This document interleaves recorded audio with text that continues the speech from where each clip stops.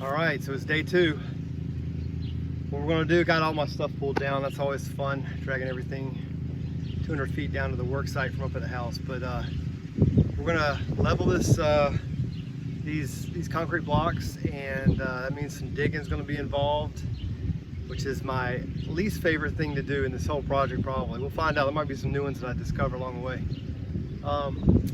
And I just realized doing this by myself, lifting this thing to slide the blocks in is really hard. So that might be something you would want to consider when you decide whether you want to build the frame and then block it square, or just go ahead and do it the way they say do it before you build the floor joist. So we'll see how it goes. All right, first thing is lifting it up, getting it higher than where we want it to be so that I can start to dig, move the blocks and start digging. The one on the front corner on the far side is my low point. So that's got the least number of blocks under it.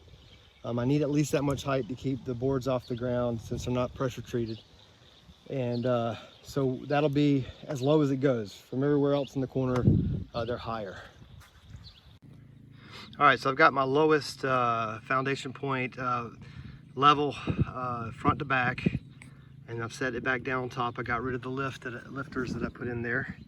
Now I'm working on this one over here. So I've got lifted up, and I think the blocks themselves are square left to right, or XY if you want to do axes.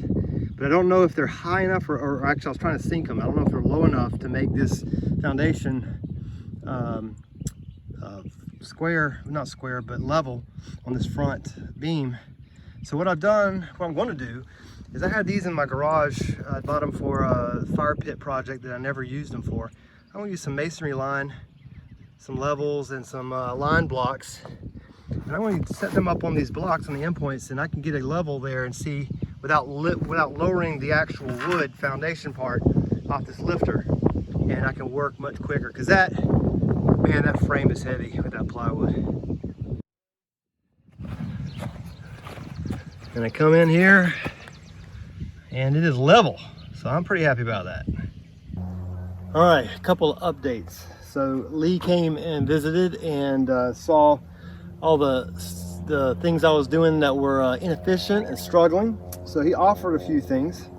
One is a 2-foot level instead of a 4-foot level, which is the only size I own. And that's going to allow me to get into holes I'm digging and make sure that they're level before I put a block on, so I can save time moving blocks.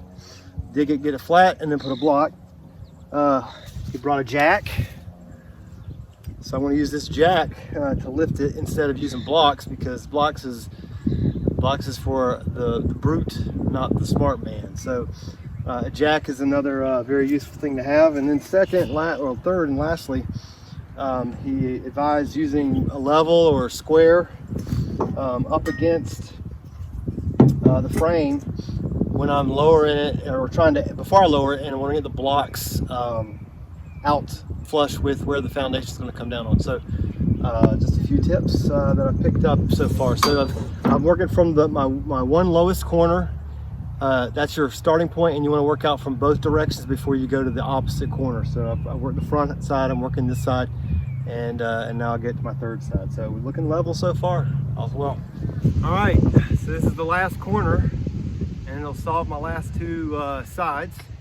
Let's do a little time-lapse video so you can see what I've learned. Let's go for it.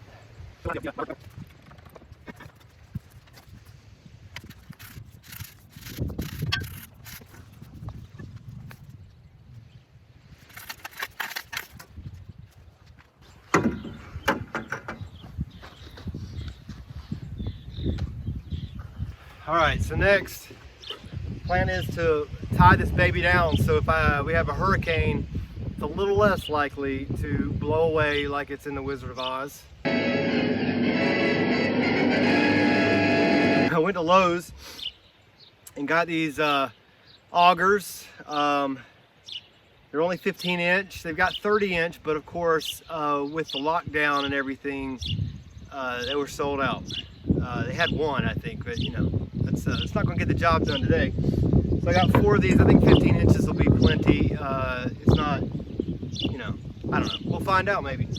I bought some wire rope 1/8 inch. It came as a kit because again, Lowe's is completely out, the one near me. It needs some wire cable clamps and whatnot. I had to go to a different Lowe's to buy a couple more to fill this out for my needs. C'est la vie. And then of course some bolt cutters to cut this wire. So the plan that I'm going with, after talking with my neighborly expert, he changed my plan a little bit, is I'm going to cut notches in the top of my joists here, you know, about an 1/8 inch wide and deep, so that this cable can sit down in it. And I'm going to do one up on the front side and one on the back side, or we're on the back now, so whatever. And then I'm going to auger in at the ends and loop that rope over and tighten it up. So I'll have a nice little belt over the front and back that hopefully holds it in if winds ever get that crazy.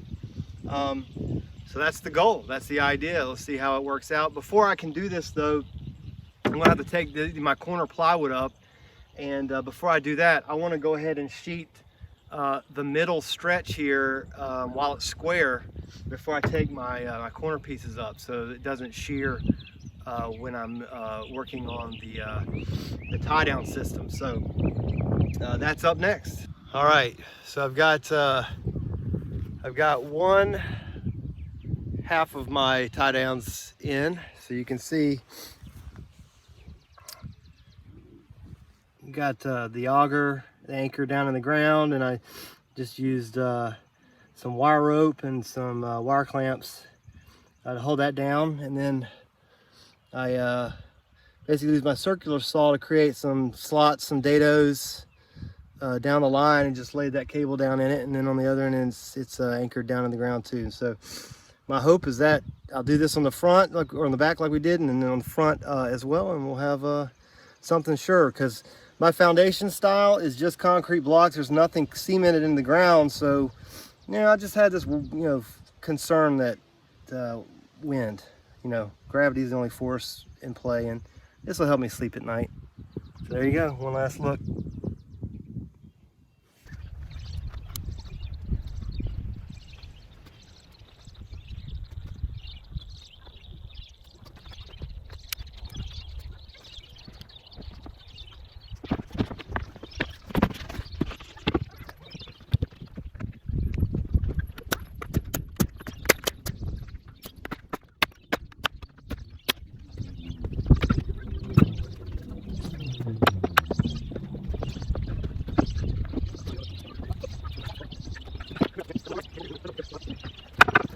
Right about here, I start to get confused because the nail gun seems to stop working all of a sudden. It's not shooting nails out, but it's still, you know, air is still kind of compressing out. It's damaging the wood.